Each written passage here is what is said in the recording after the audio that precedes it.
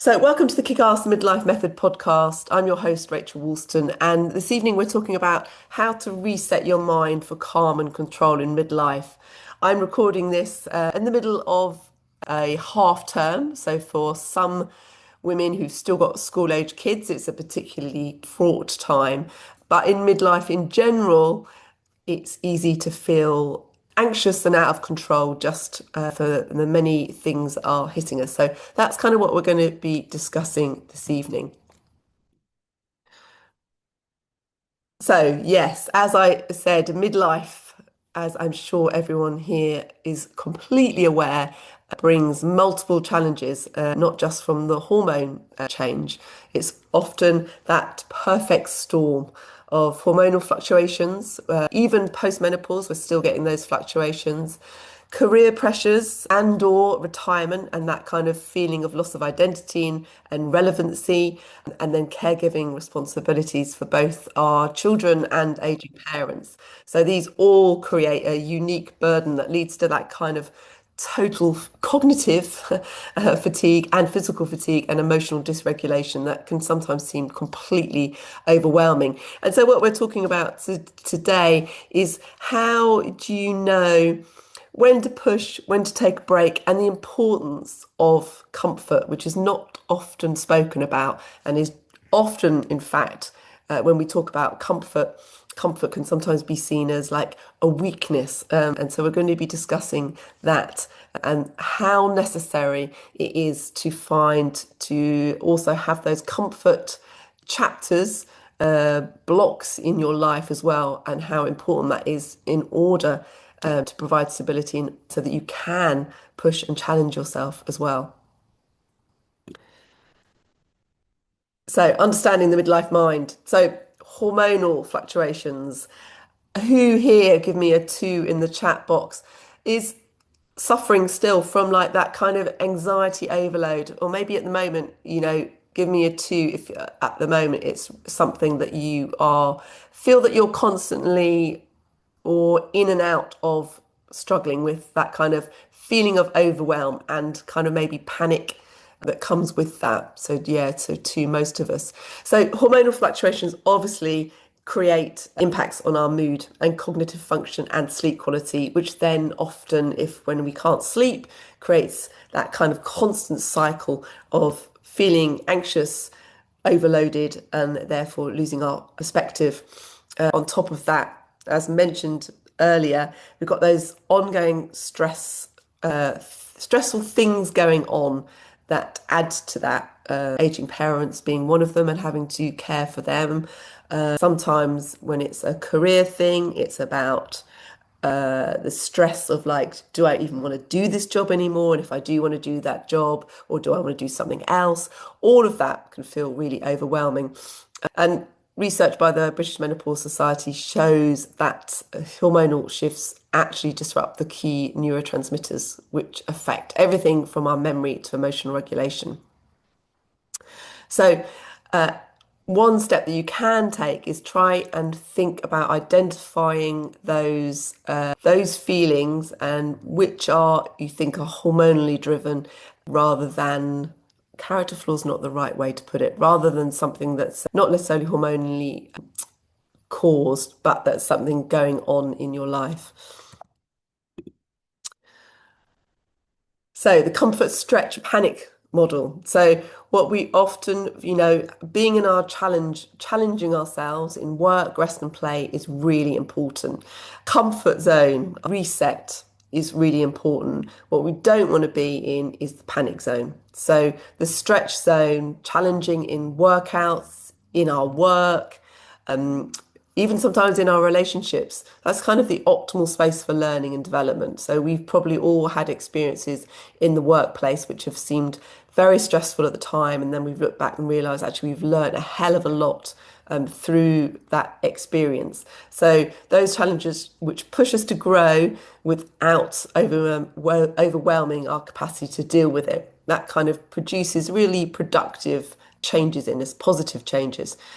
Comfort zone, which Also, you can equate to a recovery zone. So, in the workout terminology, a recovery zone would be when you rest and therefore you give your body and your mind time to push again. So, that's really important in terms of training to create adaptations. In the same way, try and think of it in life as well. It's really important to have that comfort zone so you can push again, whether it's for your career, whether it's something actually just coping with what's going on in terms of the midlife changes we have, that you give yourself permission to have that comfort zone. And then the panic zone is obviously, well, we've probably all experienced when we're just completely stressed, overwhelmed, and burnt out, shutting down, and everything becomes very, very difficult to figure out what to do to gain perspective, often characterized by overeating, missing workouts, not sleeping, irritability with ourselves, with our partners, with everyone in it. So I'm sure we don't need to name a recent experience in each of these zones. I'm sure we can probably all think of those right off the bat. So, how do you know, though, when to stop pushing and reside in that comfort zone and when not to? Because the difficulty can be when you take one thing too much one way, and so that often kind of overused phrase, I think, around being kind to yourself. How do you know that you're actually not pushing yourself when you could be pushing yourself, and those kind of things. But first, comfort habits that kind of help to create stability upon the foundationals upon which you can then challenge yourself. So to remember, brought up in the comfort was probably seen as a weakness. So comfort is really important. It's that grounding base that provides stability for sustainable change and gives you that kind of confidence to take risks. So without that foundation, that stretch zone feels quite threatening rather than growth promoting. Oh, I've had lots of people get lost there.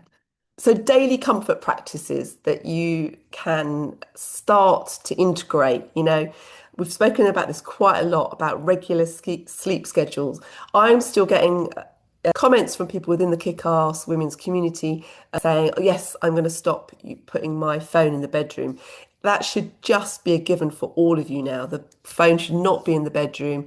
You should be setting yourself regular sleep schedules and sticking to it. Don't let things slide and be like, "Oh, I'm gonna just watch this extra bit. I just really need to organize this one little last thing. So I'll just take my phone to bed, just do that." And then just don't, set your alarm, keep to your sleep schedule, have your morning rituals and stick to them. No matter how tired you are in the morning, if you have your workout to do, if you leave it, you definitely won't do it in the evening. So even if you're tired and your sleep hasn't been great, actually having your morning ritual give you that least little burst of energy.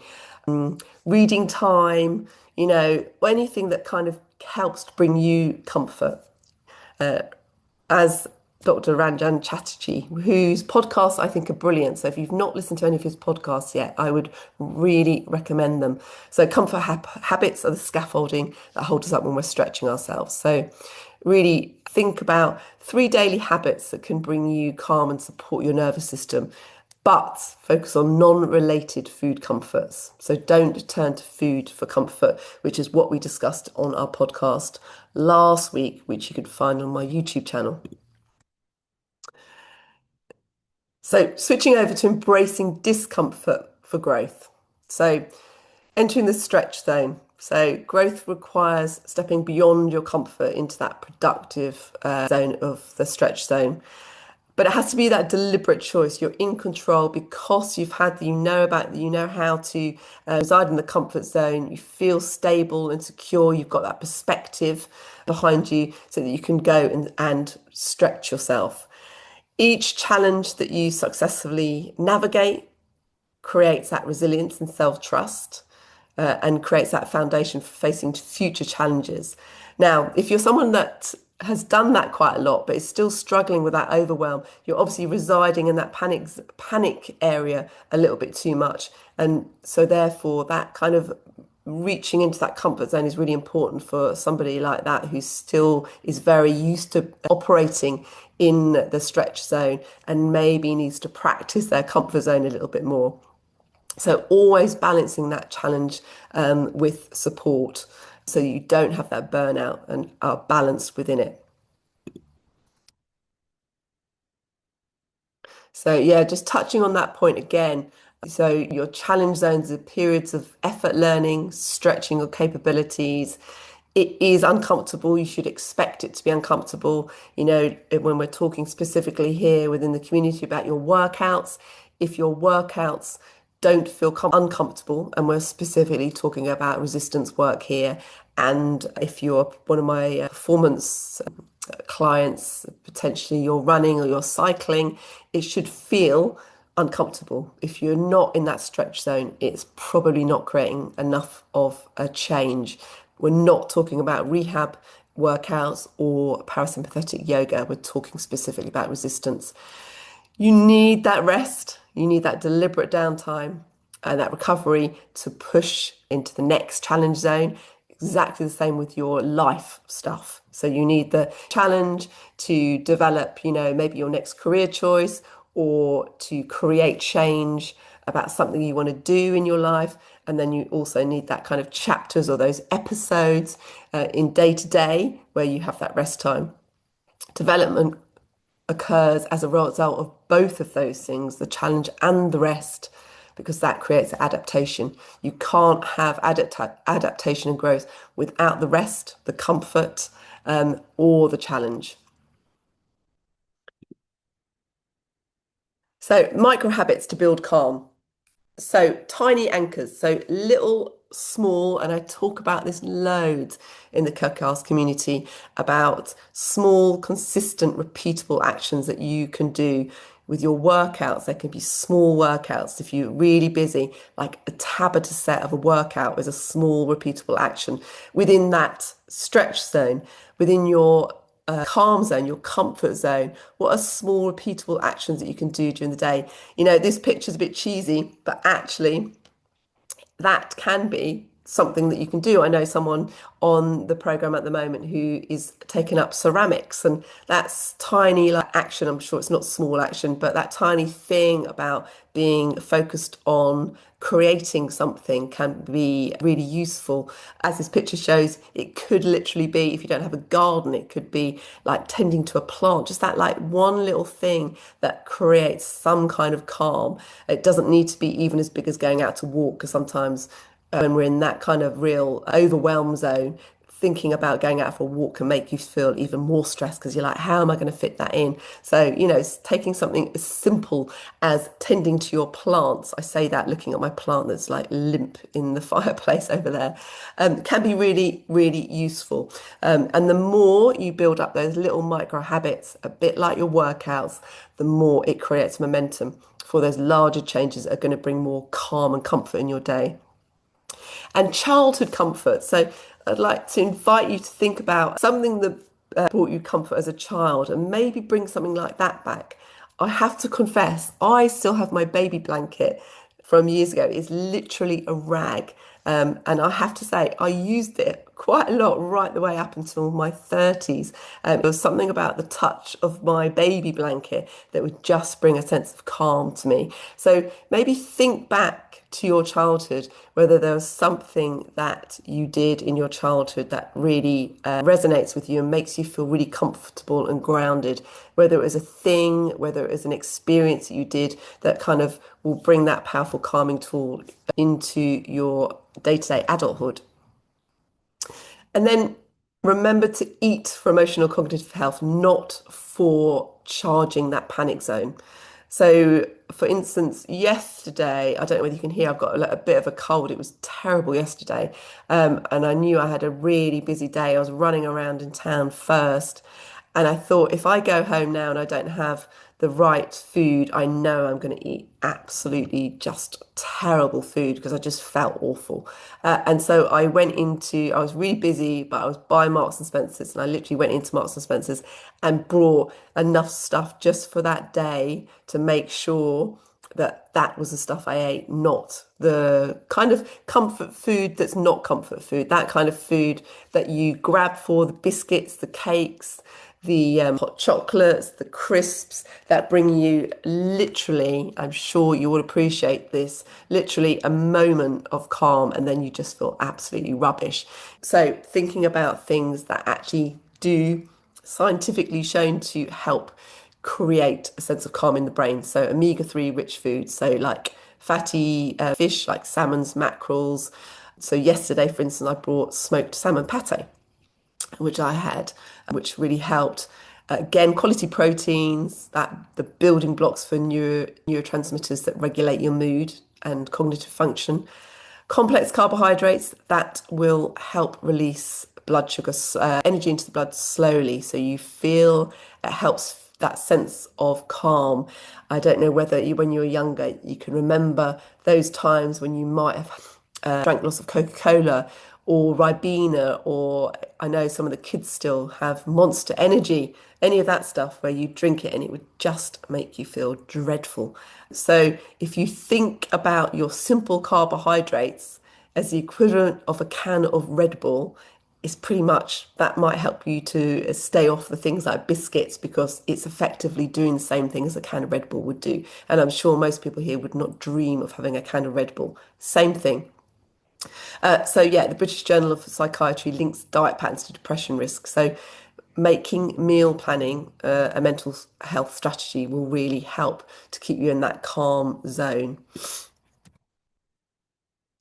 And then, as we all know, movement is mind medicine. So it doesn't just have to be yoga or swimming, but it could be those things, strength workouts, walking, all of those things will help improve your mood, memory, and stress resilience. So earlier I said about how I think be kind to yourself can be a really overused word. I think be kind, definitely be kind to yourself, but don't use that.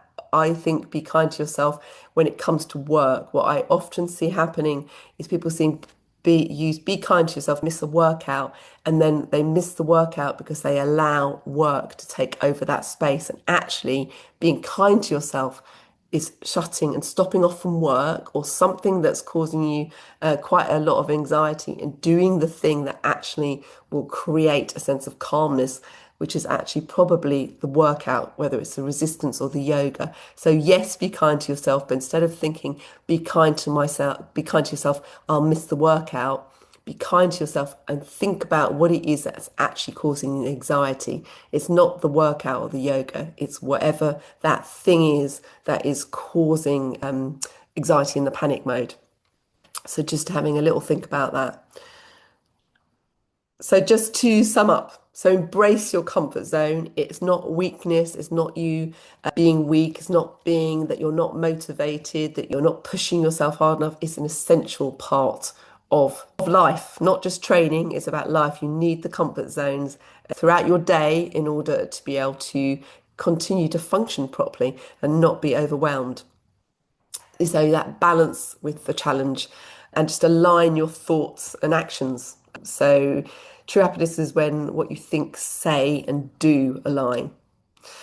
So thinking about a strategic approach around being calm and in control and having a little think about it rather than just running from one thing to another, writing down, maybe I touched on this last week, your thrive in survival mode. What are your comfort habits that you can bring into your day? Micro doses of like comforts that will allow you to reset and take you out of that constant fight or flight and bring a sense of calmness to your day, weeks, and years.